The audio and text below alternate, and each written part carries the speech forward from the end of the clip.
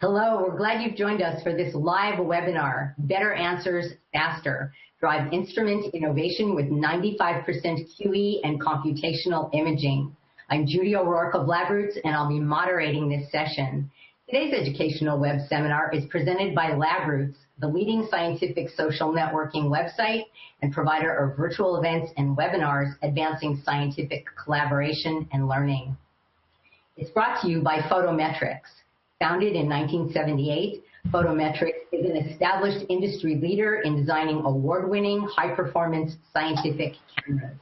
Photometrics maintains its leadership role with the release of Prime, the first and only CMOS camera to provide built-in computational intelligence for image restoration. And more recently, the Prime 95B, the first scientific CMOS camera to offer 95% quantum efficiency. Photometrics also offers comprehensive OEM support. To learn more, visit photometrics.com. Let's get started. You can pose questions to the speaker during the presentation while they're fresh in your mind. To do so, simply type them into the drop-down box located on the far left of your screen, labeled Ask a Question, and click on the Send button. Questions will be answered after the presentation. To enlarge the slide window, click on the arrows at the top right-hand corner of the presentation window. If you experience technical problems seeing or hearing the presentation, just click on the Support tab found at the top right of the presentation window, or report your problem by typing it into the Answer a Question box located on the far left of your screen. This is an educational webinar and thus offers free continuing education credits. Please click on the Continuing Education Credits tab located at the top right of the presentation window and follow the process of obtaining your credits. I now present today's speaker, Steve Smith, PhD, OEM Marketing Manager at Photometrics. Steve completed a BS in Biological Sciences and a PhD in Biomedical Sciences at Colorado State University. His research in Dr. Deborah Roess's lab focused on membrane events during cellular signaling using biochemical and optical methods. Professionally, Steve's career has focused on microscopy and imaging, spanning areas from laser scanning, confocal, and multiphoton techniques to camera-based systems. At Photometrics, Steve uses his decade of imaging experience to help OEM collaborators choose the right camera for their application on the price-performance spectrum. Steve Smith will now begin his presentation. Great. Thank you, Judy. Thank you for the kind introduction, and thank you to LabRoots for the great platform here with which to present some cool information. I've sat in on many LabRoots seminars, so it's fun to be presenting one. So greetings to all. Thank you for joining us from sitting in Tucson, Arizona, in the grips of a Tucson winter here. So we also our headquarters is in Tucson, and we manufacture in Surrey, British Columbia, just outside Vancouver. Photometrics is a company that's been around. This is our 40-year anniversary this year, and we've been a tech leader in the imaging industry for those 40 years, and we're proud of a lot of technical firsts. Today's seminar is about driving instrument innovation and getting to better answers faster. And innovation has been part of Photometrics' DNA since the creation of the company in 1978, when we started as an astronomy company with CCDs. We got some of the highlights of our technological firsts here include back thinning of CCDs in 1986. EM CCDs in 2001, and then more recently, some of the stuff we'll cover today is in the back illuminated CMOS technology that we released in 2016. So over those 40 years, we've seen camera technology come a long way. So from the CCDs of where the company was founded around, on to EM CCDs for really low light imaging, and now on to CMOS cameras. The imaging world has taken has had a rapid progression through these, and especially in the last few years, we've really seen the explosion of CMOS technology.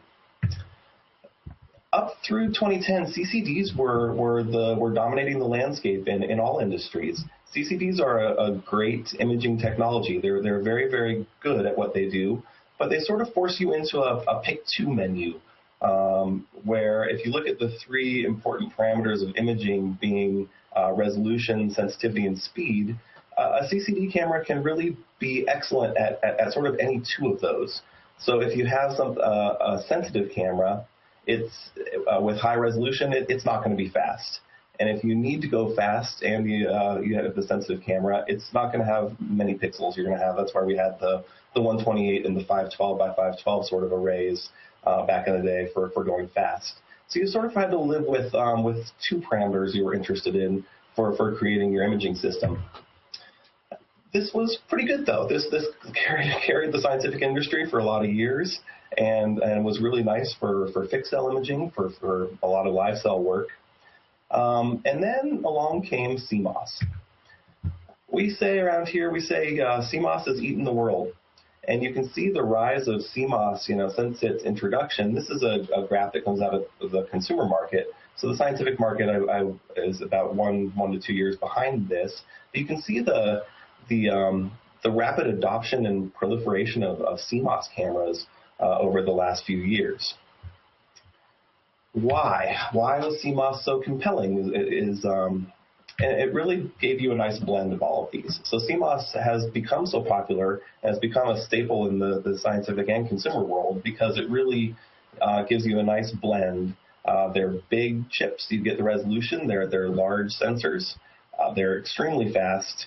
And they've come a long way in the noise performance. The sensitivity was slightly improved in the early going. We'll get back to that in a bit. This is an illustration. We use a slide called an Argo light slide. That's a quantitative, non-bleachable fluorescent standard for a lot of our measurements and head-to-head comparisons of cameras. So this shows you an older CCD camera versus a more modern CMOS camera. And this is actually a generation or two old CMOS camera, but nonetheless, you see the vast improvement that you get out of the lower read noise and improved quantum efficiency in the CMOS world. So this is why CMOS has eaten the world.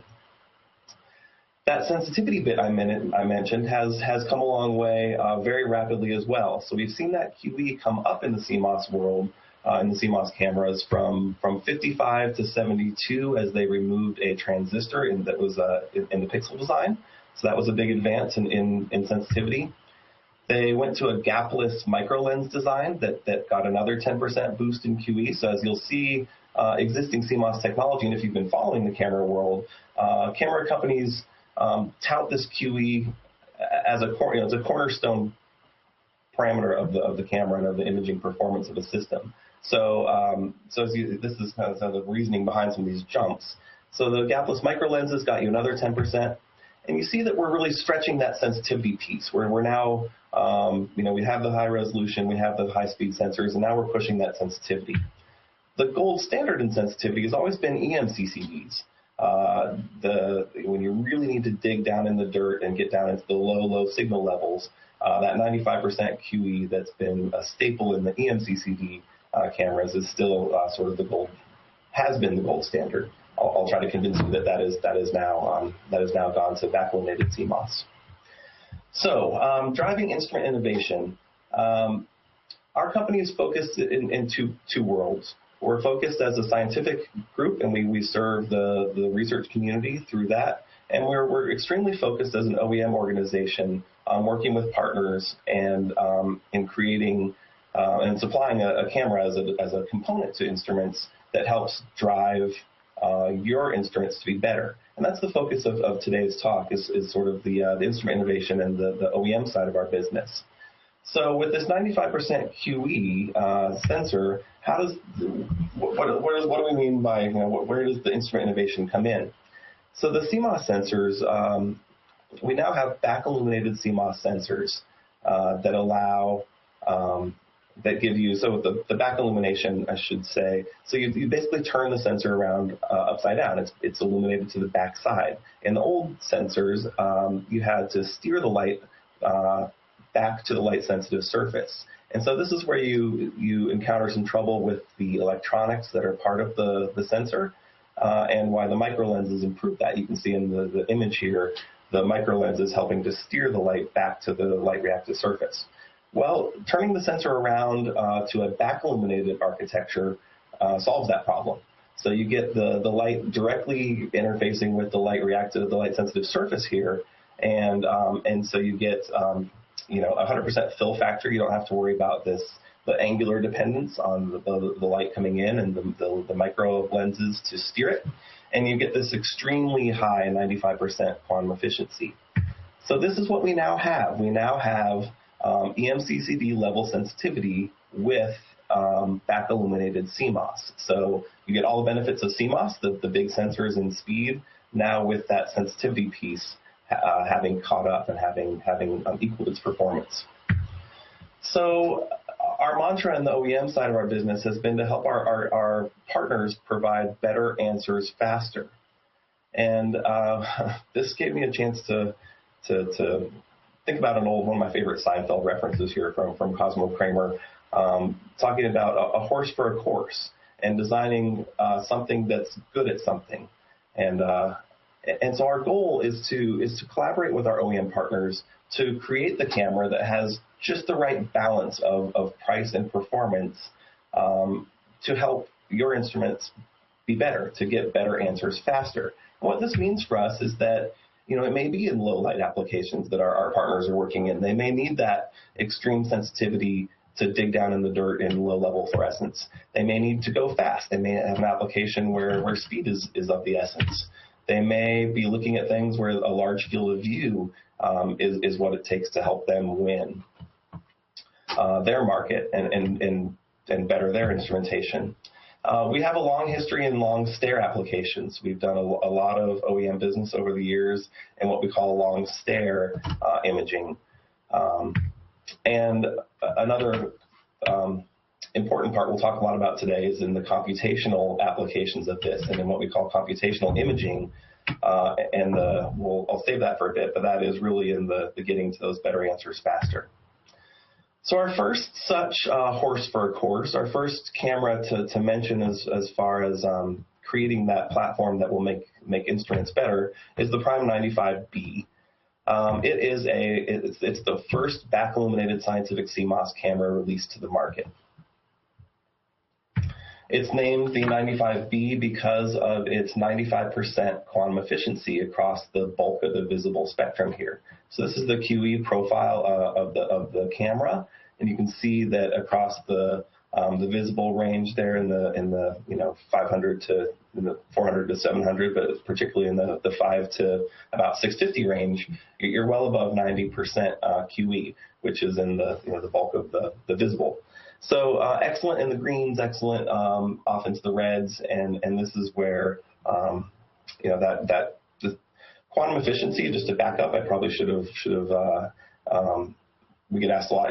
Quantum efficiency is simply the efficiency of the sensor in converting photon energy to electrons. So if you have 100 photons, striking the photoreactive surface, and 95 are turned to electrons, that's your 95% efficiency to the sensor. So you can see where that's as important as it's climbed from the 50s to the 70s to the 80s to 95.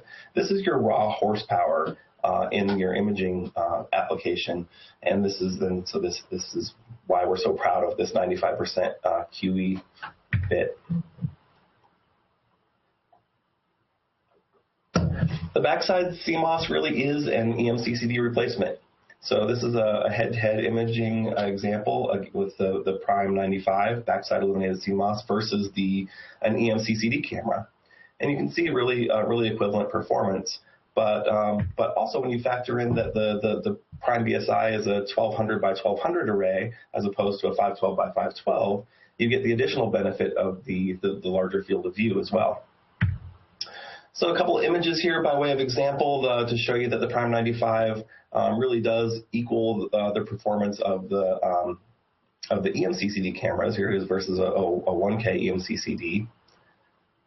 And against the competitive landscape of CMOS right now. So the previous high watermark as far as QE in CMOS was 82%. So we looked at the exact same sample on the exact same microscope with the two cameras set up and just flip the light to the left port and then to the right. And you can see the advantage of that raw horsepower in the imaging in the camera gives you. So you have a 30 millisecond exposure looking at this rat neuron, and you can see the performance that you can expect with these high QE cameras. Glamour shot here. This is the camera. This is what it looks like is in the front. It's the C mount. We also have an F mount version available for larger field of view. It's got air and water cooling options. It's a very nice, robust camera. Also would like to mention that we use a Gen 2 4-lane PCI interface. So our cameras speak essentially directly to motherboard. They use a non-proprietary PCIe card. We don't use a frame grabber. We've heard from many OEM partners that the frame grabber piece introduces an extra layer of drivers and sometimes communication issues to work through. So we've gone around the frame grabber. We speak directly to the motherboard via PCIe bus and can transfer data extremely fast. And we also use USB 3 interfaces for those if that's preferred for our OEM partners. Following the 95B, we released another 95% QE sensor camera called the Prime BSI. It's another back illuminated scientific CMOS, but this time with 6.5 micron pixels. I skipped through it, but the Prime 95B is an 11 micron pixel, so it's a bigger pixel. I'll show you the importance of that in a second here. But 6.5 micron pixels and an electron and change 1.1 electrons read noise. It's a dynamite camera. So same story here. It's the back illuminated CMOS, 95% QE. But here, this time with the smaller pixel size. So the 6.5 by 6.5 micron pixel has been an extremely popular pixel size in the scientific imaging world because of this, the idea of spatially sampling your sample by achieving Nyquist imaging criteria. So Nyquist states that you'd like to have 2 units of resolution for every, or two sampling units for every 1 unit of resolution. So you'd like to have 2 pixels for every 1 resolvable unit. And so you can see that the Prime 95B with its 11 micron pixels maps very well to a high mag objective like 100x or 150x. The 60x objective is extremely widely used in the biomedical sciences, and so the Prime BSI with the 6.5 micron pixels is a really nice addition to the back BSI 95% QE lineup because of that match to the 60x objective. Showing the QE curve here of the Prime 95B against the 72% and 82% cameras. So again, we see that big advantage there. But maybe more interesting to look at it on a real sample. So we looked at a ginkgo biloba stem sample with all of our cameras and then put a line across it and looked at the line plot. So you see the intensities here across the cameras. The Prime BSI is up above as expected.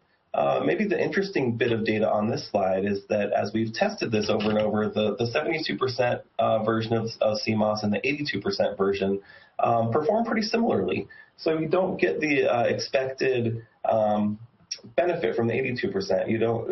We believe it's a different microlens design here with the gapless microlenses, and so you don't see quite as much advantage to the 82% as we might have expected. But you sure see that 95% perform nicely against the ginkgo sample there. That's another illustration of that. So the Prime BSI with the 95% QE against the 82% generation of current CMOS cameras. The Prime BSI is a 2K by 2K array. It's a 2048 by 2048, as are the competitive cameras. One last slide on the BSI. Another really interesting advantage that we've developed with these cameras is that there's a common the existing cameras experience, when you look at 100 frame average, you can see this fixed pattern noise fairly clearly in the image. So you see the striations to the image on the left. On the Prime 95, we we intentionally overexposed here. So this is very intentionally overexposed in the neuron. We weren't actually believing this when we first saw it either, that there just wasn't this fixed pattern noise as part of the sensor. So it's remarkably clean. It's almost CCD-like in its background quality, and it's just a beautiful, beautiful imaging device. Fixed pattern noise. So, excuse me. To the idea of better answers faster, there's some really fun stuff to talk about. I've hopefully convinced you now about the advantage of 95% QE and extremely high sensitivity in the sensors. There's obvious advantage to raw imaging horsepower. But in getting to the better answers faster, what does that give you from an OEM partner? Why is this compelling enough to think about redesigning your instrument or including us in your next generation instrument? So as you have this high QE, you can use shorter exposure times and increase your throughput. The shorter exposure times also means healthier cells, so you're less photobleaching and less phototoxicity. And if you have higher throughput in an instrument with healthier cells, this is innovative for our partners. This is compelling. This is an instrument that has something that the competitive instruments cannot. So when you look at something like a high throughput screening application, as kind of demonstrated here, they're screening potential drug compounds, and they're using imaging. They're using cell morphology and screening wells against potential drug compounds. I think it was a LabRoots webinar I listened to one day, and they said there were 60 billion unscreened drug compounds, kind of mind-boggling. So this world of screening is a very important industrial application. And so as you can do this more quickly and with healthier cells, this is good for our high content, high throughput screening partners. We're going to take a detour into the world of computational imaging, and so it's a good time to introduce that, what that means to us. Computational imaging is a big, broad term that's a little bit buzzy right now, and it can mean a lot of things to different people. What it means for us is that it gives you a space. The computational imaging space is something that we can provide our OEM partners that allows you to deploy IP. To add some secret sauce to your instruments and help differentiate our partners' instruments from their competitors. So and it's interesting, as a camera company, it's funny to say, but we care less and less about images, about pretty pictures. Our scientific group, I should say, our scientific group takes beautiful images and pretty pictures. On the OEM side, we're all about getting to answers. We're interested in creating actionable data and helping your instrument spit out answers faster. So it's not always about images. And it's kind of people don't expect us to say that as a camera company. But it's out in the world as well. And if you look at the broader tech world and medical industries, you'll see that what's happening out there in the world is that real-time data processing is driving decisions. You look at the sensors that are part of self-driving cars. They're not about streaming images or taking movies or documenting. They're about actionable data and helping you not hit the car in front of you, or helping your robot driver not hit the car in front of it. So it's a different world, and it's something that we are absolutely committed to pushing on the scientific instrumentation front. Is helping to drive that data processing, driving decisions, getting answers, and that's sort of our tagline of better answers faster. This is a big part of that. To illustrate that, just to back up into my, as Judy mentioned, I'm a biomedical scientist, and I'm not an FPGA engineer, although at times I wish I was. But to back up into a more biological analogy to that, let's tell you quickly about chemotherapy. So traditional chemotherapy, cancer is cells growing out of control. So cancer tumors are cell division gone wrong. And so agents that inhibit mitosis, that prevent cell division, are potent anti-cancer agents. One of the best of them being the taxane family of drugs. Taxol was first isolated from the Pacific yew tree, if you want your bit of useless trivia for the morning. So taxanes are really powerful, and what they do is they bind to these tubulin subunits of microtubules, and they prevent the microtubule, they inhibit its assembly and disassembly. What this means on a pragmatic place is that it stops cell division cold. You need microtubules to pull the chromosomes apart from the metaphase plate to go through cell division. And so if you stop that, if you inhibit those microtubules, you stop cell division, and you shut down cancer very nicely. Now, something like a Taxol, it's a very potent mitotic inhibitor, but there's nothing specific about it. It just inhibits mitosis everywhere. And so as you take this for a chemotherapy agent, what you're relying on is that the tumor cells are dividing faster than the bulk body cells, and so you're taking a general anti-mitotic agent that's going to kill all cells, but the reason it works is because it kills the cancer cells slightly faster than it kills the normal somatic cells in your body. This is why chemotherapy agents also have the side effect of being tough on your hair and your stomach, because those are naturally more mitotic. So where am I going with this? So broad agents, this is the old way, the traditional way. A more modern way to do this, and what's happening in the medical world, is targeted chemotherapy. So there's a drug called Erbitux, which is a monoclonal antibody. It's shown here. It's cetuximab is its proper name. So it's a monoclonal antibody against the EGF receptor, and it's an EGF receptor inhibitor. And so as this chemotherapy agent is coupled to the monoclonal antibody, that very specifically shuts down one particular cellular pathway involved in cancer pathology. In this case, specific to colon cancer and certain other very specific forms of cancer. So they're looking at a more personalized approach to medicine, and a more modern way to do this is sort of the horse for course. There's an agent that does a job. And so this is a better way to go. You eliminate some of the systemic side effects. You have a very targeted approach to fighting something. So back to cameras.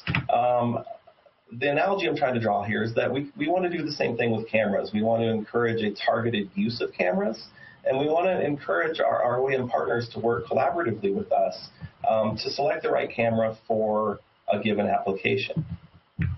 So we always look at price. I mean, price is an important bit. We're always interested in getting our partners the right camera for what their budget is. That performance bit, what is it that our OEM partners need to look at? Is it they need that high QE? Do they need the frame rate? Is it a field of view that's important? How many pixels do they need per data point they're trying to take, which relates to pixel size? So the price-performance balance, is extremely important for us. Finding that right point on the price-performance spectrum is where we start thinking about the targeted use of cameras in the OEM setting. We look at the mechanical size and what we can help customize there and make sure it fits in your mechanical design or help you design around the camera. And then the computational imaging bits. So we've created some what we call off-the-shelf algorithms. And then what's really most important or most interesting to us is this idea of the custom algorithms. In the first bit of the seminar, tried to convince you that the cameras are at ridiculously good performance levels. The QE and read noise and frame rates are nearly perfect. There's not a lot of room to improve on a 95% QE sensor. But we have committed to our technological leadership position by focusing on this computational imaging piece, by committing resources to develop this both in the hardware and software world. And this is where we have planted our flag pretty solidly in this computational imaging world. Computational imaging for us is this idea of getting to the better answers faster and not just images. So let's talk about this. What does computational imaging mean to us? It can mean a lot of things. Our general workflow is that we have algorithms we've developed. I'll show you denoising. I'll show you spot finding. We do image correction. We can do an EDR routine. We can extend dynamic range within the camera. So we've developed a bunch of things internally that we think are interesting. We work with people that just want access to this bit too. We've had discussions with people, and we start going into this, and they say, I'm an FPGA engineer. I get it. Let me at it, and that's great. We can help. We can help you get into that FPGA space if you know how to do that and want to do that on your own. More commonly, this is a pretty collaborative process. We work with our OEM partners to find the computational routines that are interesting or unique to help you deploy a bit of that secret sauce, whatever that may be. And that may be starting with C code. That may be starting with something that's in the realm of C code that you want to execute within the camera. So it goes anywhere along that spectrum for us. We're comfortable working in that. So I'd like to show you some examples. Computational imaging, to get out of the abstract and into a bit more concrete. I'll show you some of the things that we've done that are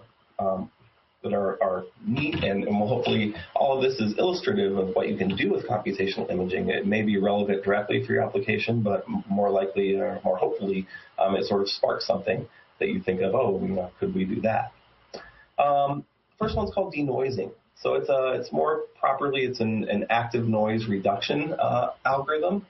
So it's a quantitative algorithm. It preserves the raw intensities of the image data. It doesn't muck with the data, but it drops increases your signal to noise by about 3 to 5 times by reducing the noise floor.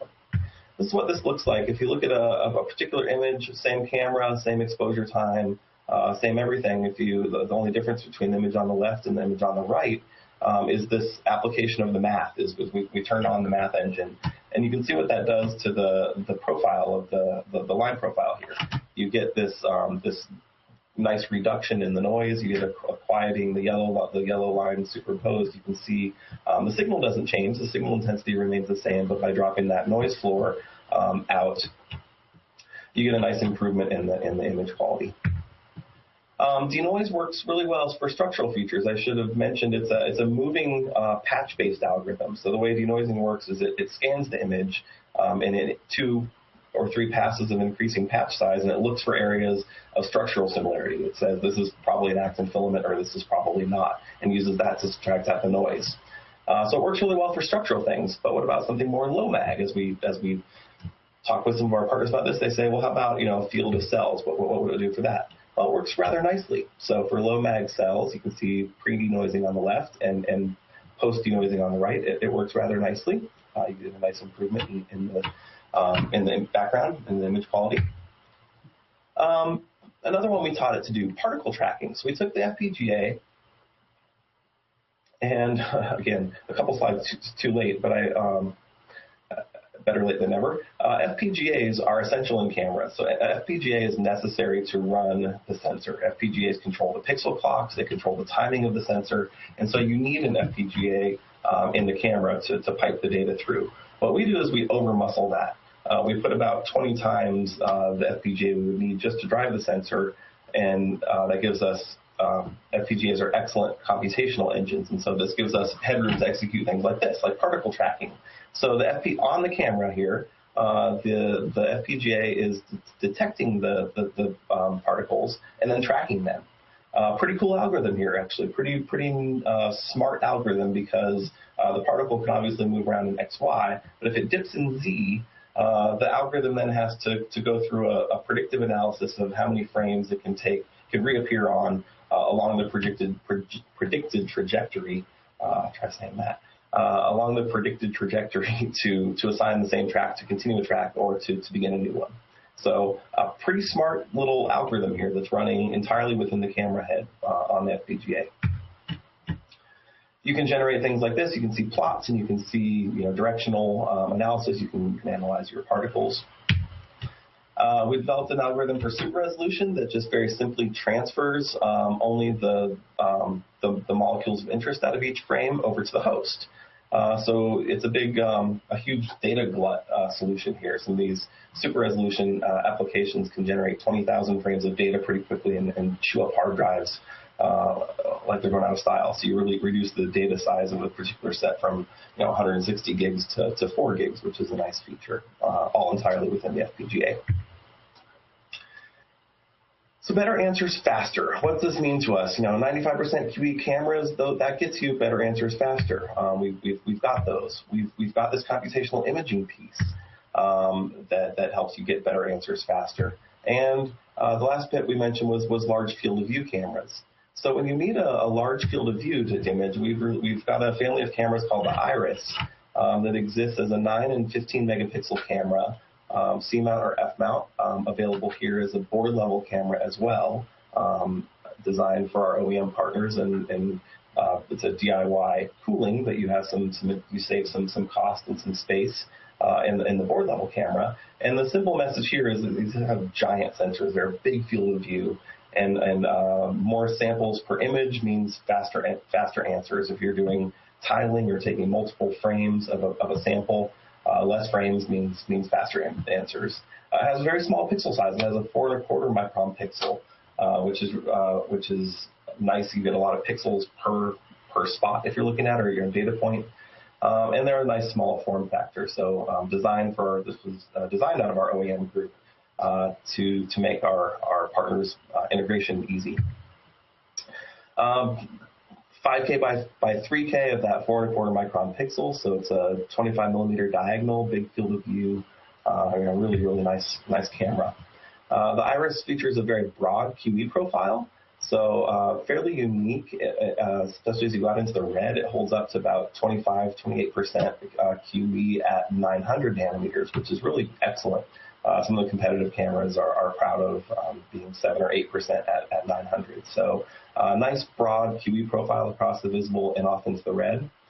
And as we look at something like the Iris, one particular application of interest is something like a microarray, multiplex immunoassays. So what that looks like is something like this. You have these wells, and you put samples across all the wells, and you end up with your data that comes up, and you have each well is a replicate printing of your antibodies, and your data looks something like this. You might have this species, experiment 1 react with A, B, and C, and experiment 2 react with D, and so on. And so you get data that looks like this. So computational imaging, how might we apply computational imaging to help with a job like this? We taught the camera to find the spots. So one of the cornerstone, there's in some of the current instrumentation, it actually has the user interact with the data and come in and place this grid around the data, and they have to tilt it and expand it and get it just so to analyze the data. And how I might do this is maybe different than how my lab mate might do this. And so there's a whole book I have here on my desk that talks about the delightfulness of microarray image data analysis. So we shortcutted that. We taught the camera to find the spots for the application. So one step closer to an answer. You don't have to ask the user to interact with the data, and the camera goes in and finds the spots. So you get a nice little GUI that lets you tune and tweak and decide on the spot size of interest. We wanted to exclude the little bits of background, the spurious fluorescence here that's kind of shown in the background, and only pick up the spots. And so we were successful in teaching the FPGA to do that, and then report that spot location to the host application, and can also get into some data analysis bits via some of our helper libraries to actually then get even closer to answers. So on the Iris camera, microarrays are pretty easy. Let's try cells with that one. And this is the fun part about all this. And again, the goal in presenting all this bit about computational imaging is just an illustration of interesting things for us, and hopefully sparking something interesting new. So we talked about microarrays, and of course the first partner we visited said, "That's neat. How about cells? I have cells, not spots. Does it work?" Sure. For the most part, you need it's a circle filter, so you need to find spots. But we were pretty successful in attempts so far at using this to find and identify cells in the field of view. We worked with an OEM partner to validate this, though. It's as we start talking about, these things are cool and neat and fun to talk about, but we wanted to validate this data, so we looked at our spot finder with a really kind OEM collaborator, and They had an in-house algorithm, so we looked at their data via the spot finder, and then they ran a watershed algorithm to identify their own internal mechanism of identifying the spots. And it matched up very, very nicely. So it was validated that the spot finder algorithm works well compared to a classical watershed algorithm that they had been employing to find spots.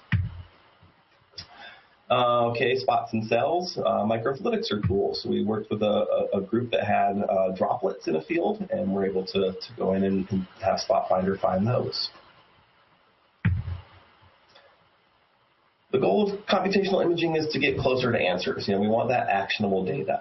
The whole tantalizing part of this is that what we want to see the cameras and the imaging engines become the heart of our partners' instruments and really help deliver better data and get to actionable data that helps them drive their instrumentation. We're very collaborative in this. We have an entire OEM division very focused on collaboration with our partners and creating that balance of what you need. We've got the low light imaging, the low light cameras with a 95% QE. Very innovative and useful for instruments that need to dig in the dirt, that need that low level fluorescence or low level detection capability. So we have the Prime family, the 95B and the BSI for those low light, high speed applications. We have the large field of view, nicely covered with the Iris family. Big 25 millimeter field of view, 4¼ micron pixels. Nice balanced camera for our OEM applications. We've got this bit of computational imaging. We are absolutely committed to this. We are working on this now. We're working on what's next. We have some extremely cool things in our pipeline that I'm really excited for next year's webinar as well to talk more about this and some of the things that we've got cooking on this. So we encourage you, if this is interesting, if this tickles something, let's talk. We go into NDAs sooner rather than later with our partners, and would love to figure out what computational imaging looks like and how it helps your instrument get better. We do customization. We can do unique on the OEM side. We can customize cameras as needed, and really our goal is to get to better answers faster. That's the last time I'll say it, I promise. It's a good place to be for us. It's a nice. It's our goal is to help our partners improve their instruments and win their markets. We want to help our OEM folks win the applications they're chasing, and we believe this is really a strong set of tools with which to do that. So with that, appreciate you joining. Thank you to LabRoots for hosting and for the great platform here with which to present. Thank you all for your time and listening. Hopefully that made sense and I didn't go too fast through bits. But I think, Judy, I'm ready for some questions. Thank you, Steve, for your presentation. A quick reminder for our audience on how to submit questions. Simply type them into the drop-down box located on the far left of your presentation window, labeled Ask a Question, and click on the Send button. Steve will answer as many questions as time permits. The first question is, FPGA-based computational imaging sounds very interesting, but I'm not sure what an FPGA is, and therefore wouldn't know where to start. Where would I even begin? Excellent, good. That's an excellent question. Thank you for that. And right, I think in the excitement I may have neglected to even say what an FPGA is. So I sort of got to it later. It's called a field programmable gate array, and it's a processor chip that exists in all cameras and is necessary in cameras to control the camera, but by over muscling it, we give it this headroom to perform these computations. It's very good at doing math. It's an excellent little math engine. So it's and having the access to the data, as the data is coming from the sensor through the FPGA anyway off to the host, it gives us a really nice platform to deploy some of this computation. Now. Yeah, a really good question. Where do I start? We get to this a lot, and again, keep in mind I'm a biologist as well, so this is near and dear to my heart. Of how do you use this? How do you make this this relevant for my application. It starts just from the OEM partnership. It starts as just an idea. Do you have something that you'd like to do that would help you get to an answer faster? Is there processing you're doing? Are you using only regions of an image? Is there a math that you're applying on your host machine that we might be able to bring into the camera to reduce the CPU dependence on the host side? I mentioned that we've worked with a whole, we've run the entire range, of people, of partnerships in this, and there's people that say this is super cool. I have no idea. This is the first time I've heard of an FPGA. Don't know how I would access it, but I have some code that we're doing in our host machine. What would that look like in an FPGA environment? So we can evaluate that with you. We'll look at the code. We've received C code from partners that we analyze and walk through and see what it looks like deployed in the FPGA space. We've also worked with people that, like I said, were got to this point and they say, I've spent my life working in FPGAs. Let me add it. And so we can kind of help hack into that with partners that are ready for that piece as well. If you want to, if you have FPGA chops internally, we can help you access that. So I think did I get the question, Judy? Was that all? Yes, that was great. Thank you. Okay, here's your next one. What's next for scientific cameras? With 95% QE and low read noise, how much better will they get? Yes, right. So, tricky one, right? Tough question. How much better will they get? 95% is very close to 100. There's material. We start to butt up against the limits of the laws of physics, those pesky laws of physics. So how much will they get better than 95? Maybe. There may be another percent or 2 or 3 to improve in there. But there's still improvements in read noise. The cameras, we're never done innovating on the hardware side either. So there's always going to be improvements to the noise floor, the frame rate, and the data transfer. We've got a bunch of things we're working on the hardware side as well. However, what's next, in our opinion, is really the embracing of computational imaging in the scientific world. I sort of mentioned it in passing, but it's happening in the world around us. They are flying drones around in warehouses, not to image the inventory, but to report back to an operator that there's a problem in aisle 7. That's the kind of idea of actionable data that we see coming from computational imaging. And so that's where we see the future going. That's what we believe is next, and we are trying our best to push this into the sciences, and are absolutely committed to this as a platform for scientific imaging and for our OEM partners. There's artificial intelligence algorithms that can be developed and deployed through these sort of methods. There's big data sets that can be analyzed and pattern matching things. There's a whole world of things that's really I'd say is surprisingly ahead of the scientific imaging world in the broader tech world and the imaging world, and what they're doing with drones and cars and medical procedures these days is staggering. So in the biomedical sciences, this is coming. This is all going to happen, and we are positioning ourselves to help our partners get there. Looks like we have time for one more question. You didn't mention CCD cameras in the presentation. I've heard they aren't being manufactured anymore. Is this correct? Good. Yes. Thank you. Thank you for that question as well.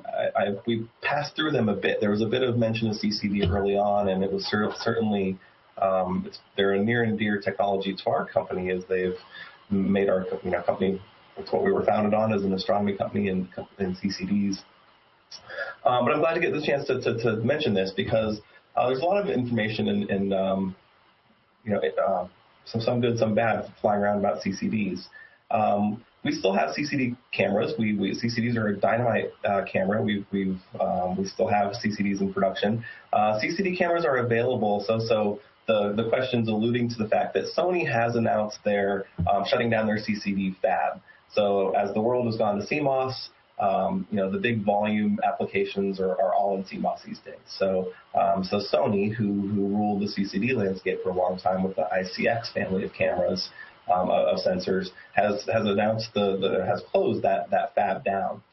They've built up a massive amount of stock, and they've asked us all for forecasts, and we have a guaranteed supply line on CCD cameras through about 2023 or thereabouts. So we have that the end is in sight. It's not an immediate CCD apocalypse, but yes, but this is correct. Your question is correct that the CCDs have announced the fabs have announced the sunsetting of CCDs, and it makes it all that much more interesting. All the CMOS bits we're talking about. So we're working with our partners, and if you're on a CCD platform now and are ready to start thinking about that bit of what's next, it's a great time to have that discussion. You've got some time in your current product lines to enjoy CCDs, and they are great, but we're confident that we can help our partners find a CMOS alternative that will fill that next generation instrument. I would like to once again thank Steve Smith for his presentation. Do you have any final comments? Yeah, this is really fun. This is a really neat place to be working in, and this is a very fun discussion we have with our partners and figuring out what this looks like and what they're currently doing and what they might be able to do. So I just really encourage, I think our emails are available through LabRoots, and any questions we didn't get to, I think I'll have access to, and I promise to respond to everybody that's asked a question. So thank you for the questions. If there's others, I'd love to get back to you. I'd love to have this discussion with you. LabRoot, you can find how to contact us through LabRoots, and this is a really fun time to be in scientific imaging. So I'm really grateful for the chance to be able to share this with you all today. So. Thank you again, Steve. And I'd like to thank the audience for joining us today and for their interesting questions. And as Steve said, questions we did not have time for today will be addressed by the speaker via the contact information you provided at the time of registration. We would like to thank our sponsor, Photometrics, for underwriting today's educational webcast. This webcast can be viewed on demand through August 2018. LabRoots will alert you via email when it's available for replay, and we encourage you to share that email with your colleagues who may have missed today's live event. Until next time, goodbye.